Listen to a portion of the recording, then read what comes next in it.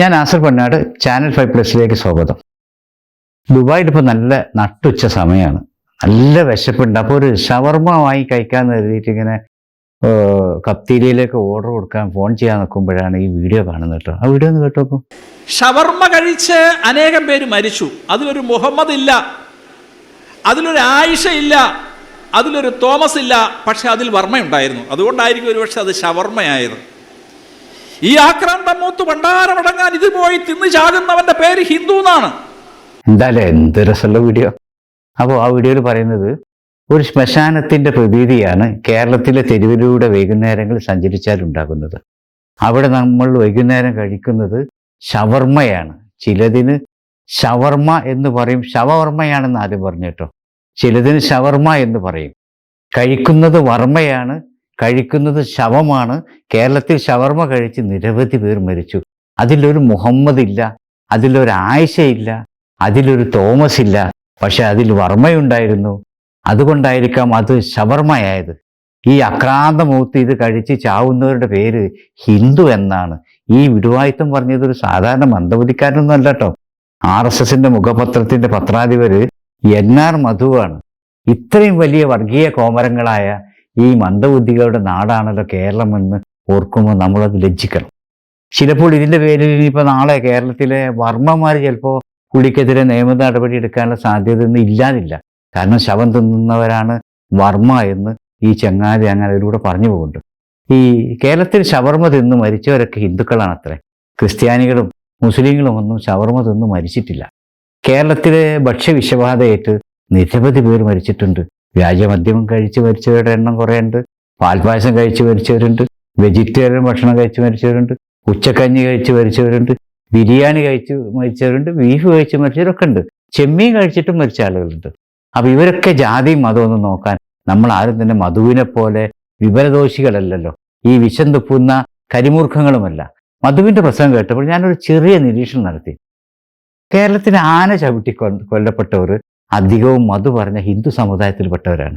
ഈ കൊല നടത്തിയ ആനകളൊന്നും തന്നെ അറേബ്യയിൽ നിന്ന് വന്നവരോ മുസ്ലിം പേരുകളോ ഇല്ലാത്തതോ ആയത് ഭാഗ്യമായി. അല്ലെങ്കിൽ ആനക്ക് ആരും ക്രിസ്ത്യൻ പേരുകളും മുസ്ലിം പേരും നൽകുന്നതായി എനിക്കറിയില്ല.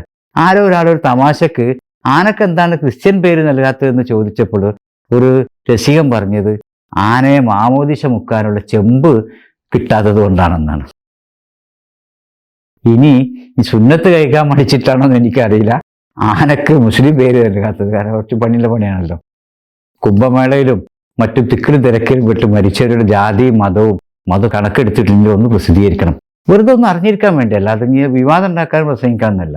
ഇന്ത്യയിലെ ചരിത്ര പ്രസിദ്ധമായ പല നിർമ്മിതികൾ, അത് താജ്മഹലും ചെങ്കോട്ടയും ചാർമിനാറും കുത്തുബ് ഒക്കെ നിർമ്മിച്ചത് ഈ മുസ്ലിം രാജാക്കന്മാരാണ്. അതിൻ്റെയൊക്കെ പേര് ഒന്നൊന്നായി ഇപ്പം ഇങ്ങനെ മാറ്റിക്കൊണ്ടിരിക്കുകയാണ്.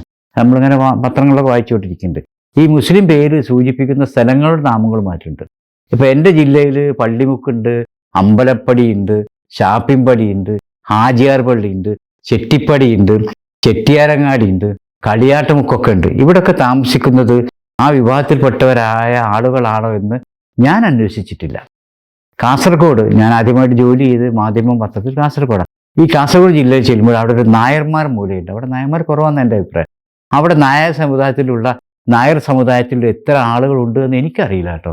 എൻ്റെ പേടി അതൊന്നുമല്ല. ഈ ഷുഗർ രോഗത്തിലൊക്കെ നമുക്ക് കഴിക്കാൻ പറ്റിയ ഏറ്റവും നല്ല ഭക്ഷണമാണ്, പച്ചക്കറിയാണ് കോവക്കയും പാവക്കയും കൈപ്പക്കയൊക്കെ. ഇനി അതൊക്കെ ഇനി കഴിക്കാൻ കിട്ടുമോ എന്നാണ് എൻ്റെ പേടി. അറബിക്കടലിലെ മണലെല്ലാം വാരി കച്ചവടം ഉറപ്പിക്കാനുള്ള ഓട്ടത്തിലാണ് മോദിയും കൂട്ടരൊക്കെ. ഇനി എന്നാണാവോ ഈ മധുവും കൂട്ടരും കൂടിയിട്ട് ഈ ഷവർമയിൽ ശവമുള്ളതുപോലെ കൈപ്പക്കയിലും കോവക്കയിലും ഉള്ളതുപോലെ അറബിക്കടലിൽ അറബി ഉള്ളത് കൊണ്ട് അറബിക്കടലിൽ മണ്ണിട്ട് നികത്താൻ ഒരു കർസേവ നടത്തുക. ഒരു കാര്യം കൂടെ ഉണർത്തട്ടെ, അറബി എന്ന് കേൾക്കുമ്പോൾ ഓക്കാനം വരുന്ന ഈ മധുമാരുടെ കുടുംബത്തിൽപ്പെട്ടവരടക്കം നമ്മുടെ മലയാളികൾ 4 നേരം വെട്ടി വിഴുങ്ങുന്നതും അടിച്ചു പൊളിക്കുന്നതൊക്കെ അറബി നാടുകളിൽ നിന്നും ജോലി ചെയ്ത് കിട്ടുന്ന അറബി പണം കൊണ്ടാണ്. ഇന്ത്യയിൽ 400 വർഷക്കാലം മുസ്ലിങ്ങൾ ആരാധന നടത്തിയ ബാബരി മസ്ജിദ് തകർത്ത് അവിടെ അമ്പലം പണിത് അർമാദിക്കുന്നവരറിയണം, ഈ അറബി നാട്ടിൽ UAE ഗവൺമെന്റ് വിട്ടുതന്ന 25 ഏക്കർ സ്ഥലത്താണ് ലോകത്തിലെ ഏറ്റവും വലിയ ഹൈന്ദവ ക്ഷേത്രം ഉള്ളത് എന്ന് കൂടെ ഓർമ്മപ്പെടുത്തുന്നു. നിർത്തുന്നു.